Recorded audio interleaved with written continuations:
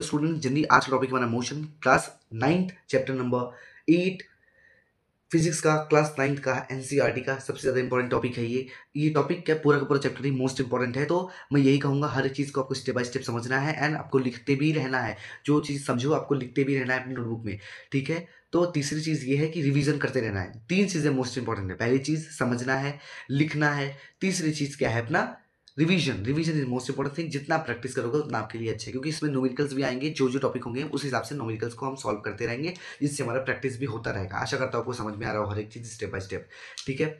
तो देखो biology and हमारा जो भी केमिस्ट्री था अच्छी तरीके से कवर हो गया। अगर आपने नहीं देखा है तो देखो प्लेलिस्ट का जो हमारा लिंक है हमने आई बटन पे दिया है। अगर आपने नहीं देखा है तो कोई बात नहीं, चैनल पे जाइए, प्लेलिस्ट पे जाइए, अच्छे से समझ लीजिए, ठीक है। क्योंकि मैंने इजी वे में अच्छी तरीके से समझाया है थ्रू एनसीईआरटी बुक, अच्छे से नोट्स के थ्रू, ठीक है।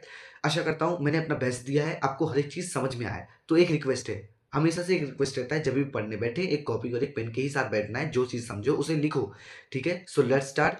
अच्छे से समझना है, ठीक है।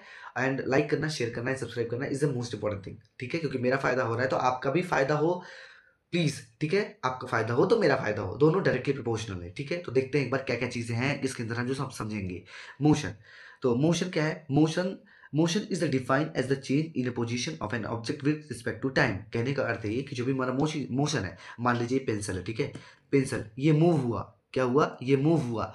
ये मूव कैसे हुआ? ये जो मान लीजिए पेंसिल हमारा ऑब्जेक्ट है, इसकी जो पोजीशन थी ये सर्कुलर हुई विथ रिस्पेक्ट टू टाइम, तो इसको कहते हैं मोशन। एक एग्जांपल के थ्रू आपको अच्छे से समझाना चाहूंगा कि car moving on the road in motion. कहने का अर्थ है कि जो हमारा कार होता है वो चलते रहता है, मोशन में रहता है, ठीक है, मूव करता रहता है। तो सिंपल सी बात है, मोशन का मतलब यही है कि कोई भी बॉडी हो रुकी हुई ना हो, कुछ ना कुछ मूवमेंट करे, कुछ ना कुछ हरकतें करे, कुछ ना कुछ हिलते डुलती रहे, हिल रही है, डुल रही है, तो उसे कह सकते हैं हम मोशन, ठीक है। आशा करता हूँ आपको हर एक चीज समझ में आया हो। मोशन क्या कहते हैं, इसका डेफिनेशन यही है, ठीक है।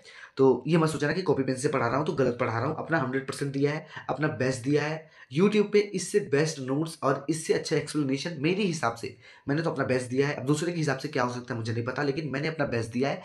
ये एनसीईआरटी का लाइन टू लाइन है और इसको मॉडिफाई भी किया है पढ़ने के लिए बच्चों, आपके लिए स्टूडेंट्स। प्लीज लाइक करना, शेयर करना है, सब्सक्राइब करना, ठीक है। देखो मोशन दो टाइप्स के होते हैं, देख लेते हैं कौन कौन से हैं एक बार। एक है हमारा uniform motion, non uniform motion. बहुत इजीली समझना है हमें, बहुत इजीली, ठीक है। तो uniform motion is a type of motion in which an object travels equal distance in equal time interval. अब देखो, कहने का अर्थ ये कि यूनिफॉर्म मोशन एक मोशन है, कौन सा है? एक टाइप ऑफ मोशन है जो ऑब्जेक्ट होता है इक्वल डिस्टेंस पे इक्वल टाइम पे ट्रैवल करे। अब शायद आपको इसको मतलब नहीं समझ में आया, तो हम एग्जांपल के थ्रू समझते हैं। Car moving at a constant speed of 40 kilometre per hour. इसमें पहले दो क्वेश्चन। पहला क्वेश्चन ये कि कार जो है मूव कांस्टेंट स्पीड मतलब क्या होता है? देखो स्पीड हम भी इसी ही चैप्टर में पढ़ेंगे आगे चल के। अभी के लिए आप मान लीजिए जैसे हम कार है, ठीक है। जो भी कार होती हैं वो घूमती है मतलब चल रही है। मान लीजिए चल रही है कार 40 किलोमीटर पर आवर। अब किलोमीटर पर आवर का मतलब क्या होता है बहुत लोग को नहीं पता है। किलोमीटर पर आवर का मतलब ये होता है कि 1 घंटे में 40 किलोमीटर बंदा कवर कर ही रहा है। 1 घंटे के अंदर 40 किलोमीटर कवर कर रहा है। तो क्या हुआ, 40 किलोमीटर फिक्स है उसका। 1 घंटे में 40 किलोमीटर ही वो चला, कौन? कार चला, तो फिक्स था, तो इसे यूनिफॉर्म मोशन कहेंगे, ठीक है। एक और एग्जांपल है train moving at a speed without changing speed. अब मान लीजिए आप बाइक चला रहे हो 20 किलोमीटर की रफ्तार से और अपने इसको नहीं बढ़ाया नहीं घटाया, 20 ही में ही चल रहे हो, तो इसको कहते हैं यूनिफॉर्म मोशन। अब अगर आप नॉन यूनिफॉर्म मोशन में देखते हैं क्या है, नॉन यूनिफॉर्म मोशन इसका अपोजिट है। एक बार अच्छे से देख लेते हैं non uniform motion is the type of motion in which an object travels unequal or not equal distance in equal time. कहने का अर्थ है इक्वल इक्वल डिस्टेंस पे इक्वल टाइम कवर ना करे, उसको कहते हैं नॉन यूनिफॉर्म मोशन। अब मान लीजिए आप बाइक चला रहे हो दोस्तों, अब बाइक चला रहे हो 20 किलोमीटर पर आवर से, इसमें भी चला रहे थे, इसमें चला रहे, लेकिन बीच में कुछ चीज़ें आ गई जिससे मान लीजिए एक्सीडेंट होने के कारण मतलब कुछ हो गया। तो आपने ब्रेक मारा तो क्या हुआ, सडनली 20 से 10 हुआ, 10 से 0 हो गया। तो ये 0 क्या हुआ, मतलब 1 घंटे के अंदर बंदा पूरा 20 किलोमीटर नहीं चला, बीच में रुक गया। तो जो भी डिस्टर्बेंस आया इसकी वजह से इसको हम बोलेंगे नॉन यूनिफॉर्म मोशन। ये बेस्ट एग्जांपल था। एक बार और देख लेते हैं, a car moving in traffic. Simple सी बात है, जो भी कार होगा ट्रैफिक में पहले 5 किलोमीटर जाएगा, हो सकता है 10 किलोमीटर में भी जाए, लेकिन फिर 0 किलोमीटर फिर रुक जाए, तो इसको कहते हैं नॉन यूनिफॉर्म मोशन, ठीक है। तो एक देखते हैं रेस्ट स्टेशनरी मोशन क्या होता है एक बार अच्छी तरीके से, क्योंकि ये सारी बेसिक्स हैं, बेसिक्स अच्छे से समझ लें, क्योंकि ये सारी चीज़ें क्लास 10th में बहुत ज़्यादा इंपॉर्टेंट है। बेसिक जितना अच्छे से समझोगे उतना आपका क्लास 10th में अच्छा होगा रिवीजन। पढ़ने का प्रोसेस सेम होता है, बस थोड़े-थोड़े जो भी हमारे सब्जेक्ट होंगे उसके अंदर चैप्टर्स होंगे अलग हो जाएँगे। प्रोसीजर क्लास 9th का ही रहता है, क्लास 10th में अच्छे से नोट्स बनाना होता है, अच्छे से समझना होता है, अच्छे से प्रैक्टिस करना होता है, अच्छे से रिवीजन करना होता है, ठीक है? रेस्ट और stationary motion, an object is in rest when it does not change its position with time and observer point of view. Simple सी बात है कि जो भी हमारा बॉडी है, मान लीजिए मैं हूँ, मान लीजिए आप हो, आप रुके हो, कोई हरकत नहीं कर रहे हो, शांति से एक जगह बैठे हो, तो आप रेस्ट हो साइंस के हिसाब से। भले आप कुछ ना सोच रहे हो, लेकिन आप कुछ नहीं कर रहे हो, तो उसे कहते हैं रेस्ट। कोई भी बॉडी खाली, मान लीजिए एक स्टोन है, एक पत्थर है, खाली एक ही जगह पे खड़ा है तो वो रेस्ट पोजीशन पे है। और मान लीजिए आपने उसको धक्का दिया और घूमने लगा, तो ये मोशन में आ गया, ठीक है? मोशन में आ गया, यूनिफॉर्म मोशन में आ गया या फिर नॉन यूनिफॉर्म मोशन में आ गया, ठीक है? आशा करता हूँ आपको समझ में आ रहा हो, हर एक चीज़ समझ में आए तो प्लीज़ कमेंट सेक्शन में ज़रूर बताना आप, ठीक है? ठीक है? तो एक बार देखते हैं, both distance and time are important in describing motion. Simple सी बात है कि डिस्टेंस और टाइम बहुत ही ज़्यादा इंपॉर्टेंट है। डिस्टेंस और हम टाइम को भी समझेंगे आगे चल के इसी चैप्टर में, ठीक है? डिस्टेंस किसे कहते हैं, डिस्प्लेसमेंट किसे कहते हैं, स्पीड किसे कहते हैं, वेलोसिटी किसे कहते हैं, अच्छे से हम समझेंगे। कोई टेंशन वाली बात नहीं है दोस्तों।